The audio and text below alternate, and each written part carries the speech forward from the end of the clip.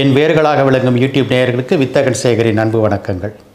திரைக்கூத்து நேயர்களே, நான் பல சேனல்களும் கொடுக்குற பேட்டிகளை நீங்கள் தொடர்ந்து பார்க்குறதுக்கு வசதியாக என்னுடைய ட்விட்டர் ஐடி வித்தகன் 86045 நீங்கள் ஃபாலோ பண்ணலாம். ஹிட்டு பட நடிகையின் பிட்டு பட சர்ச்சை, இதுதான் இன்னைக்கு டாபிக். பிரியங்கா அருள்மோகன் கோலிவுட்டில் அறிமுகமான குறுகிய காலத்திலேயே முன்னணி கதாநாயகியாக வளர்ந்திருக்கிறார். இவருடைய அப்பா, அதாவது அருள்மோகன், ஒரு தமிழர், அம்மா கன்னடக்காரங்க. இவங்க படித்து வளர்ந்ததெல்லாம் பெங்களூரில். கர்நாடகத்தில் இருக்கும்போது ஒரு கன்னட படத்தில் நடிச்சிருக்காங்க. அப்போது அந்த படம் பார்த்த ரிவ்யூவர்ஸ், மீடியாக்காரங்க, இவங்களுக்கு நடிப்பே வரலை என்று எழுதியிருந்தாங்க. இதனால் அங்கேயே பெங்களூர்லேயே ஒரு நடிப்பு பயிற்சி கல்லூரியில் சேர்ந்து நடிப்பை கற்றுக்கொண்டாங்க. இவங்களுடைய சோஷியல் மீடியாவில் போட்டிருந்த ஃபோட்டோக்களை பார்த்து சிவகார்த்திகேயனே தான் இவரை அழைத்து கோலிவுட்டில் தன்னுடைய தான் நடித்த டாக்டர் படத்தில் ஹீரோயினாக அறிமுகப்படுத்தினார். அதன் பிறகும் கூட சிவகார்த்திகேயன் கூட ஒரு படம் நடிச்சிருக்காங்க.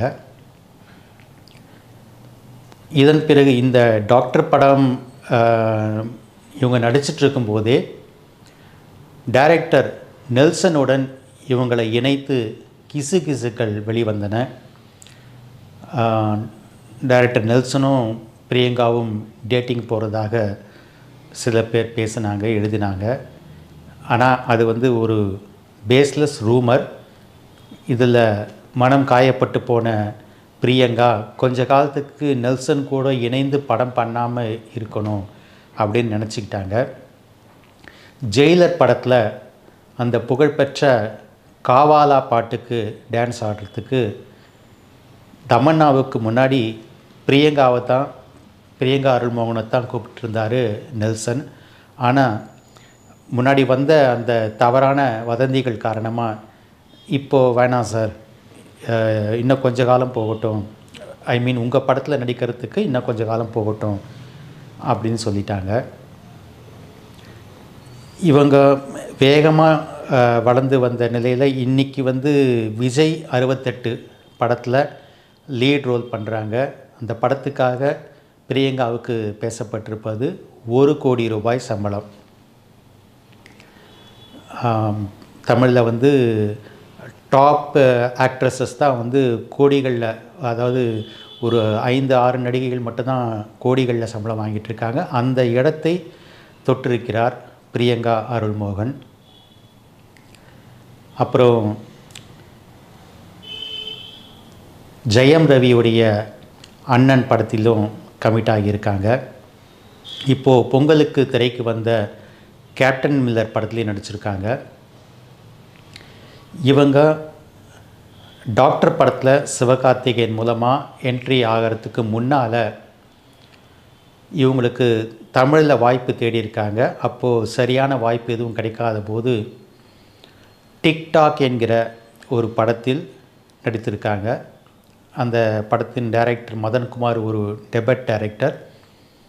அந்த படத்தில்தான் அப்போதான் இவங்க அப்போ இவங்களுக்கு மார்க்கெட்டே கிடையாது, பிரியங்கா என்றால் யார் என்றே கோலிவுட்டில் தெரியாது. அந்த படத்தில் நெருக்கமான கிளுகிளுப்பான படுக்கை அறை காட்சிகளில் நடித்திருக்கிறார் பிரியங்கா அருள்மோகன். எப்படியாவது ஒரு நடிகைன்ற அந்தஸ்தை அடைந்தால் போதும் என்ற நிலையில் இருந்தபோது அப்படி நடித்திருக்கிறார். ஆனால் சில நிதி நெருக்கடி காரணங்களால் அந்த படம் வெளியாவது தள்ளிக்கொண்டே போனது. இன்றைக்கி அவர் ஒரு டாப் ஹீரோயினாக ஆகின பிறகு தான் அந்த படம் நிதி பிரச்சனையிலேருந்து மீண்டு கடந்த 2023ஆம் ஆண்டு டிசம்பர் மாதத்தில்தான், அதாவது கடந்த மாதத்தில்தான் அந்த படம் ரொம்ப கஷ்டப்பட்டு திரைக்கு கொண்டு வந்திருக்காங்க அந்த படக்குழு. அந்த படம் திரைக்கு வரப்போவதை கேள்விப்பட்ட இந்த பிரியங்கா படத்தின் டைரக்டர் மதன்குமார் கிட்ட பேசியிருக்காங்க. அவங்க பேசின அந்த விஷயத்தை சொல்கிறதுக்கு முன்னாடி ஒரு பழைய கோலிவுட் சம்பவம், சுவாரஸ்யமான சம்பவம் நினைவுக்கு வருது. அதை உங்களுக்கு பகிர்ந்துக்கிறேன். நடிகை தேவயானி பெங்காலி படம், மலையாள படம் தான் நடித்து முடிச்சுட்டு கோலிவுட்டில் வாய்ப்பு தேடிய போது அவர் நடித்த முதல் படம் தொட்டா சினிங்கி. அதுக்கு பிறகும் ஒரு படம் நடித்தாங்க. அவ்வளவா பெரிய அளவில் அந்த படங்கள் சக்ஸஸ் ஆகலை. ஸோ சரியான வாய்ப்புகள் கிடைக்காம தேவயானி தவித்து கொண்டிருந்த போது சிவசக்தி என்கிற படத்தில் ஒரு ஐட்டம் டான்ஸ் ஆடும் வாய்ப்பு தேவயானிக்கு வந்தது. சரி, கதாநாயகியாக தன்னால் ஜெயிக்க முடியவில்லை, ஏதோ கிடைக்கிற வாய்ப்புகளை ஏற்றுக்கொள்வோம் என்று தேவயானி அந்த ஐட்டம் டான்ஸ் அந்த படத்தில் ஆடினார். சத்யராஜும் இடம்பெற்ற காட்சி அது. சுரேஷ் கிருஷ்ணா டைரக்டர். அந்த படம் சத்யராஜும் பிரபுவும் நடித்திருப்பாங்க. அந்த படத்தின் டைரக்டர் சுரேஷ் கிருஷ்ணா. அந்த படமும் இது போல் நிதி காரணமாக கொஞ்சம் தாமதமானது, வெளியீடு கொஞ்சம் தாமதமானது. அந்த நேரத்தில் தான் டைரக்டர் அகத்தியனின் காதல் கோட்டை படம் இவருக்கு எதிர்பாராத பெரிய சர்ப்ரைஸ் கொடுத்தது. அது மெகா ஹிட் அடித்தது. உடனே தேவயானிக்கு ஒரு பெரிய நல்ல பெயர் கிடச்சிருச்சு. ஒரு வெற்றி பட கதாநாயகி என்கிற பெயரும் ஹோம்லியான நடிகை என்கிற பெயரும் கிடச்சிருச்சு. அதுக்கு பிறகு தான் சிவசக்தி படம் வரப்போவதாக கேள்விப்பட்ட தேவயானி பதறிப்போய் டைரக்டர் சுரேஷ் கிருஷ்ணாவிடம் அந்த ஐட்டம் டான்ஸை படத்துலேருந்து தூக்கிடுங்க சார், என்னுடைய இமேஜே டேமேஜ் ஆகிடும் என்று கெஞ்சி இருக்கிறார். சுரேஷ் கிருஷ்ணாவோ ப்ரொடியூசர்கிட்ட பேசிட்டு, இல்லைங்க, ஒரு ஐட்டம் டான்ஸ் கூட இல்லைனாக்கா படம் போனி ஆகாதுன்ட்டு ப்ரொடியூசர் சொல்கிறாரு. அதனால் நான் அந்த உங்களுடைய டான்ஸை என்னால் படத்தை விட்டு தூக்க முடியாது. ஆனால் உங்களுக்காக நான் ஒன்று பண்ணுறேன், அந்த கிளாமருடைய ஷாட்டுகளை நான் கொஞ்சம் கம்மி பண்ணிக்கிறேன் அப்படின்னு சொல்லிவிட்டு அந்த பாடலில் இடம்பெற்றிருந்த ஓவர் கிளாமரான சில ஷாட்டுகளை அந்த காட்சியை விட்டு எடிட் செய்து தூக்கிட்டு அதை ஃபில்லப் பண்ணுறதுக்காக வேறு சில ஷாட்டுகளை அந்த பாடலில் இணைத்திருப்பார் டைரக்டர் சுரேஷ் கிருஷ்ணா. அந்த படம் வெளியான பிறகு அது பெரிய வெற்றி பெறவில்லை. அப்பாடா என்கிற நிம்மதி பெருமூச்சு ஏற்பட்டது தேவயானிக்கு. அதன் பிறகு ஐட்டம் டான்ஸு, கிளாமர் காட்சிகள், படுக்கை அறை காட்சிகள், இது எதுவுமே நடிக்காமல் ஒரு நல்ல கதாபாத்திரங்களை மட்டுமே தேர்வு செய்து நடித்து ஹோம்லி கதாநாயகி என்கிற பெயர் எடுத்து இன்றளவும் மக்கள் மனதில் நீங்கா இடம் பிடித்திருக்கிறார் தேவயானி. அன்னைக்கு தேவயானி செய்யாத தகிடு தத்தத்தை இப்போ பிரியங்கா செய்திருப்பதாக சொல்லப்படுகிறது. அது என்னன்னா,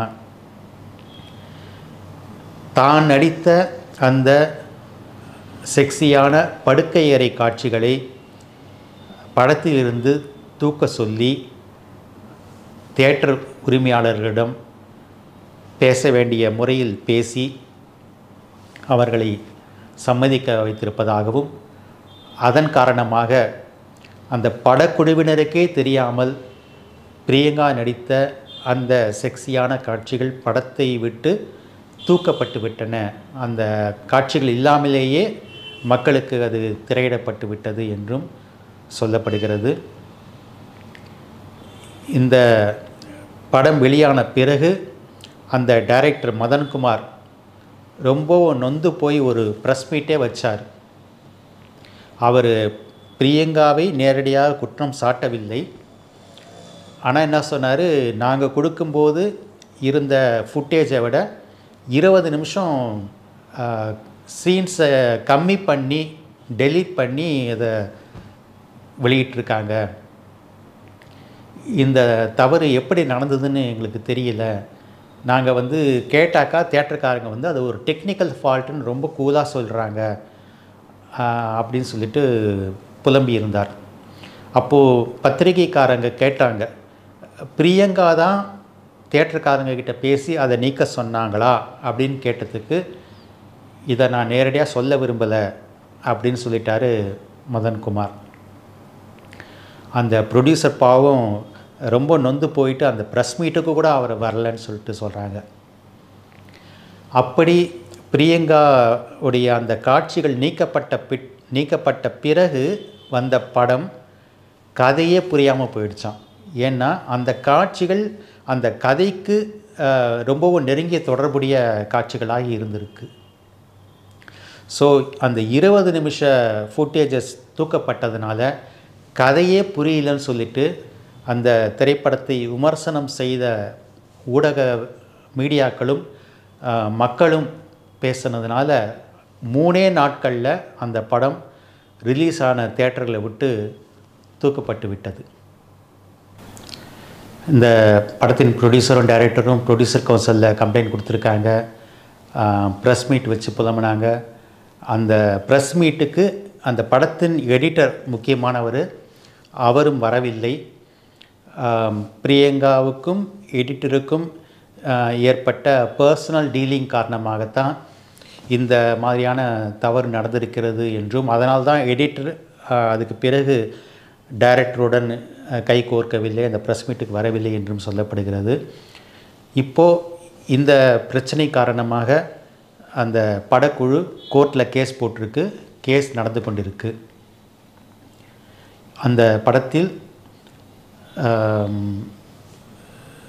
சில்ஸ்மிதா போன்றவங்களை நீங்கள் கேள்விப்பட்டிருப்பீங்க, அந்த காலத்து நடிகை. அந்த மாதிரியான அளவுக்கு அவ்வளவு கிளாமராக பிரியங்கா நடித்திருப்பதாக அந்த ரிலீஸ்க்கு முன்னால் படம் பார்த்தவங்க சொல்கிறாங்க. வாய்ப்பு இருந்தால் இந்த சேனலில் அந்த காட்சிகளில் ஒரு சில ஷாட்களை கூட திரையிடுமாறு அந்த வீடியோவில் போடுமாறு சொல்லியிருக்கிறேன். எனக்கு யார் மீதும் பகைமையோ தனிப்பட்ட காழ்ப்புணர்ச்சியோ கிடையாது. நான் பேசுகிற செய்திகள் மக்களின் மற்றும் திரையுலகம் சார்ந்தவர்களின் மற்றும் பெண்களின் விழிப்புணர்வுக்கு ஆனவை. மீண்டும் உண்மை சம்பவங்களுடன் சந்திக்கிறேன் நண்பர்களே. நன்றி, வணக்கம்.